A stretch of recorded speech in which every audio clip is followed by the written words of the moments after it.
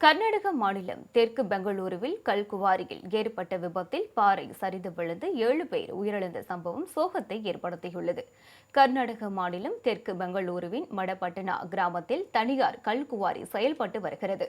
காலை நேரத்தில் தொழிலாளர்கள் வழக்கமான கல்குவாரி பணியில் ஈடுபட்டிருந்த போது பெரிய பாறாங்கல் ஒன்று டிராக்டரின் உதவியுடன் நகர்த்தப்பட்டுள்ளது. அப்போது சுமார் 40 அடி உயரத்திலிருந்து பாறாங்கல் ஒன்று சரிந்து கீழே வேலை பார்த்து கொண்டிருந்த தொழிலாளர்கள் மீது விழுந்துள்ளது. இதில் 7 பேர் சம்பவ இடத்திலேயே உயிரிழந்தனர். காயமடைந்தவர்கள் தீயணைப்பு மற்றும் காவல்துறையினரால் மீட்கப்பட்டு அருகிலுள்ள மருத்துவமனையில் அனுமதிக்கப்பட்டுள்ளனர். இந்த விபத்து குறித்து போலீசார் வழக்கு பதிவு செய்து விசாரித்து வருகின்றனர்.